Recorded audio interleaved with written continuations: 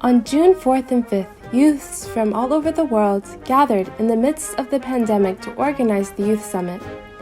We have sought to turn the adversity of the pandemic and other crises into an opportunity to develop global solidarity among young people and to maximize our power as youths.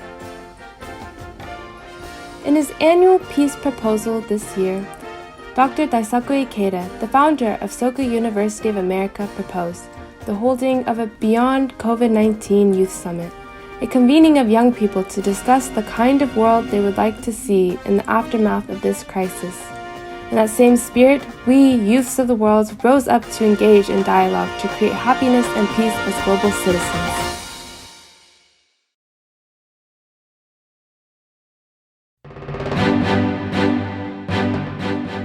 In his speech at Columbia University Teachers College, Dr. Ikeda stressed that peace, environmental, developmental, and human rights education would be incorporated as essential elements to foster global citizenship, the capacity for creating value on a global scale. With these pillars as the theme, Soka University of America students started organizing monthly community dialogue events from the beginning of this year. Peace education helps young people learn the cruelty and folly of war, to root the practice of nonviolence in human society. And this was the theme for the first dialogue event held this February. Environmental education encourages young people to study current ecological realities and means of protecting the environment. And the second dialogue event with this theme was held this March. Developmental education enables young people to focus attention on issues of poverty and global justice, and this was the theme during the April Dialogue event. Human rights education aims at cultivating an awareness of human equality and dignity. This topic was discussed in June. In addition to these 4 areas of education, Soka education plays a role in fostering global citizenship. It aims at students' lifelong happiness through developing the capacity to find meaning to enhance one's own existence and contribute to the well-being of others under any circumstance. A dialogue event on Soka education was held in May.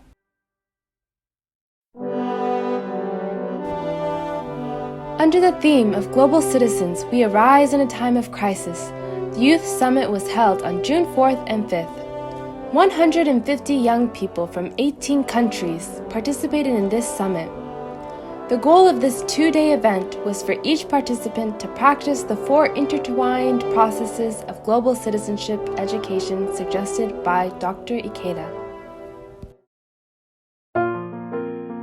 Day 1 focused on the process of learning and reflection.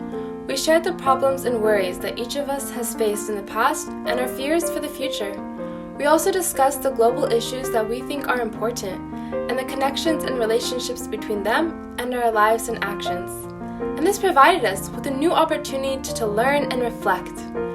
The students of University College of Applied Sciences, located in Gaza City in a self-governing Palestinian territory, have prepared a video for this summit. We will hear how the long-lasting Israeli occupation and recent air raids that claimed hundreds of lives have affected students and education.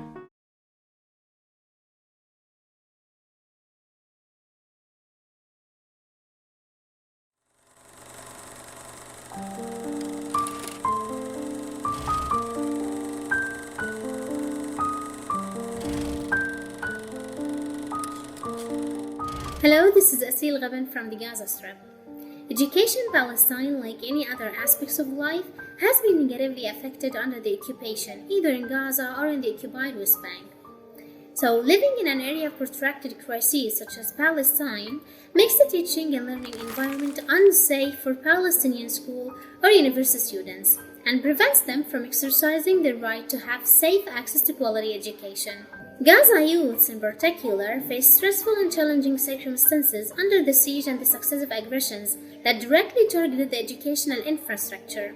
And lately, the outbreak of COVID 19 has added insult to injury. In this video, my colleagues are sharing their experiences under the siege.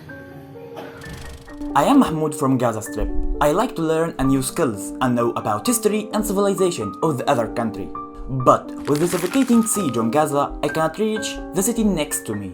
I can't see more than 1% of what in this world. I'm Noor from the occupied West Bank. I want to say that schools and universities of occupied West Bank are unsafe and threatened. Do you know why? Because students repeatedly facing many intrusions and harassments by the Israeli settlers while they are studying peacefully in their classes. In my university, for example, a girl has been severely hurt in her face after throwing bombs in the yards by Israeli settlers. Even little children are repeatedly subjected to inspection on the successive checkpoints of their way to school. For years, Gaza Strip has been under stifling siege. It has become isolated and deprived of any interaction with the world. Other than English and French, there are no foreign language institutes here in Gaza. This made learning other languages much more challenging. And as a person who believes that a language is a gate to higher levels of education and a gate for Gazans to connect constructively with the rest of the world, I hope by 2030 the ongoing siege will come to an end and Palestinians' voices in all languages will be heard. Hello there, I am Hilaya Hassanein, a student in the major of media. My journey with online learning was so challenging and exhausting. Most countries in the world found it easier to go online after COVID-19 outbreak, but we in Gaza found it stressful. The reason behind that is because electricity has really visited us during the daytime. I'm a distinguished student, and the electricity cut affects not only my GPA, but also my inner peace, as I lost many exams. Salam. Hello, this is Amna. In a month, I'm expecting my graduation from the Faculty of Arts, English department. To be honest, I'm really excited about getting a job and things like that. However, to be realistic, I'm always hearing stories from my friends who have recently graduated. They complain about the lack of jobs. Some of them have got jobs and others are still waiting. Actually, I'm trying to be optimistic, but this is really scary for me. I always wonder, should I be stuck in a job that I don't love only for the sake of getting a job, or should I have my dream job? Hi, I'm Tasneem. I want to learn like other people with comfort and guarantee of success, but there is no guarantee for preventing Israeli shilling and killing. The last aggression on Gaza has created an uncomfortable environment for learning for all students of schools and universities. Having my house destroyed with no electricity or internet or even basic needs to live with has extremely hindered the continuation of studying, and I'm not the only one in Gaza who suffers. So, after all, without ending the restrictions imposed on the lives of Palestinians, first of all is occupation, the field of education will remain subjected to a policy of repression and targeting. However, we still have hope that by 2030, the intellectual and logistical resources that local practitioners need to transform education provision for their students will be somehow provided, and cooperation projects with international universities as well will be continued to develop the Palestinian curriculum.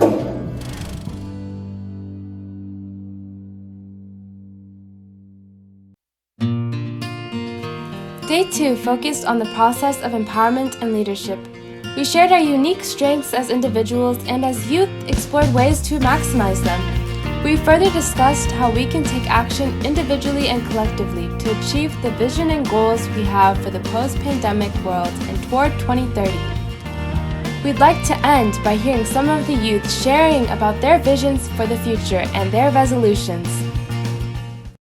In the future, and I hope a near future, more people in a whole world could know more about these people that are suffering and knowing more about these people and their stories. I hope like that we can know more about them and raise their voices more and more. Yes, that's it. Thank you. The world that I want in the future, it is one that everyone can have access to education. In my whole life, I have been in many schools in Brazil, in public and private schools, and I can see a huge gap between, for example, here some schools in education, and as we all of us know, education is really important to change the world in a positive way. And I want to have make network with different people from different places in the world to know more about education, to know more how can I help and how can I contribute and improve education, because we have many issues around. We have climate change, we have racism, we have xenophobia, and many other issues. Then we need, if you want to change the world and if you want to like make a good difference, like I think education is like a good way to start. Then this is the place that I want to start. This is the place that I want to in the future to be like good for everyone, not only in Brazil, but also to the whole world.